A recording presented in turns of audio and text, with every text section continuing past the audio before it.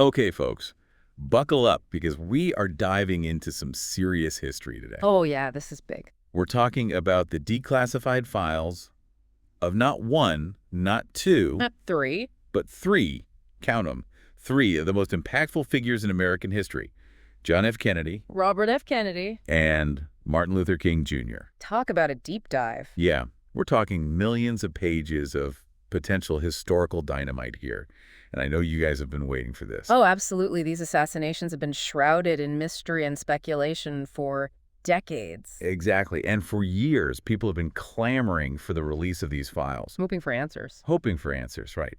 Hoping for like a final piece of the puzzle to fall into place. I think that's what draws so many people to these cases, The desire to make sense of these tragedies. Totally. And today, we are going to do our best to sift through it all, or at least a good chunk of it. Let's try to make some sense of this. Especially the JFK files. I mean, nearly 5 million pages related to his assassination alone. That's a lot of paper. Right.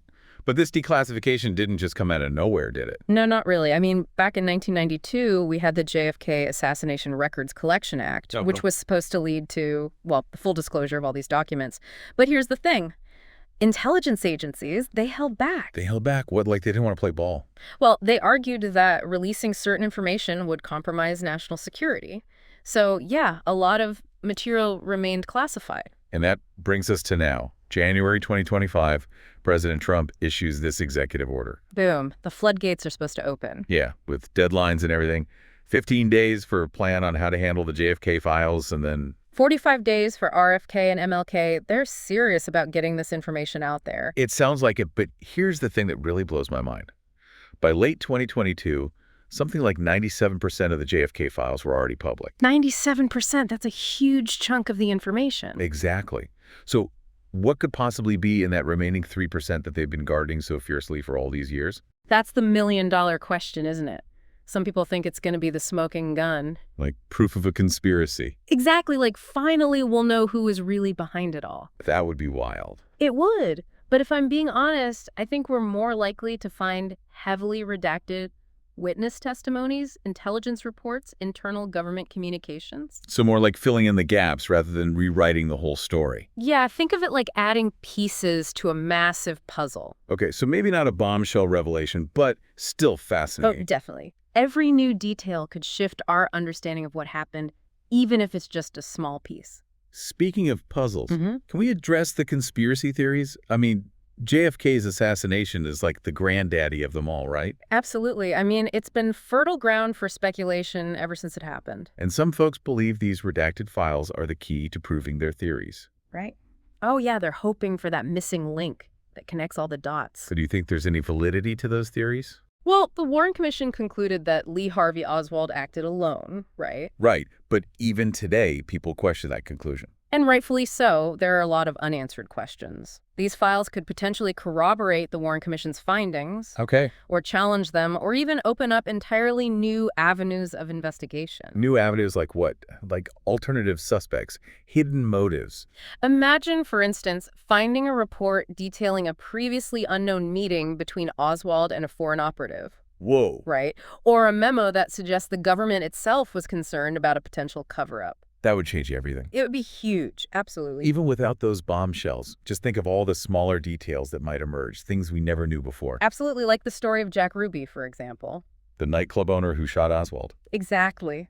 2 days after the assassination, while Oswald's being transferred, surrounded by police and press, Ruby just appears out of nowhere. And shoots Oswald point blank, just like that. It's a chaotic scene, like something out of a movie, and it's fueled countless conspiracy theories. Right, because the official explanation was that Ruby acted alone out of grief and rage, but some people saw it as proof of something bigger going on. Right, like who was this guy? What were his connections? Maybe these files shed some light on Ruby, his motives, whether he really was a lone wolf or part of something more sinister. It's possible, and it just shows how even seemingly small details can completely change our understanding of an event. It's like you're putting together a giant puzzle, and suddenly you find a piece that changes the whole picture. Exactly. And don't forget the historical context. Right. We're talking about the height of the Cold War, a time of intense paranoia and mistrust. Yeah, these files were created in that environment, so we have to be mindful of that when we're trying to interpret them. And that brings us to RFK and MLK.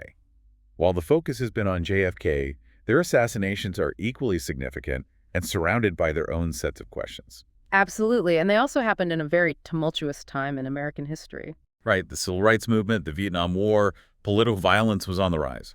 Exactly. So these files could give us a deeper understanding of the motivations behind those assassinations, potential security failures, the societal tensions that contributed to these tragedies. So we might find reports on threats against RFK during his campaign or details about the FBI surveillance of MLK, things like that. Absolutely. It's like peeling back layers of history. Trying to understand not just what happened, but why. Precisely. And that's where things get really interesting.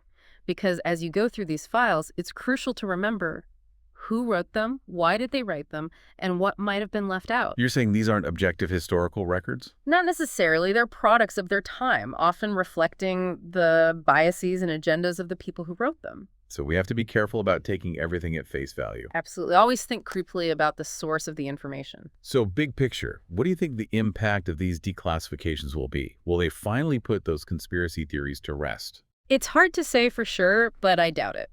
I think some people will always believe there's more to the story, no matter what these files reveal. But you think they'll at least give us a more complete understanding of these events? Oh, absolutely. Okay. I think they have the potential to enrich our understanding of these pivotal moments in American history, provide new perspectives, challenge long-held assumptions. That's exciting. It is. It's like opening a window into the past. Well, that's definitely something to ponder. And for all of you listening out there, I'm curious.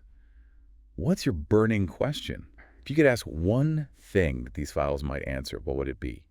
Let us know, because as more information comes out, we'll be back to dive even deeper into all of this. It's going to be a wild ride. Oh, yeah. Stay tuned. Stay tuned. Stay tuned.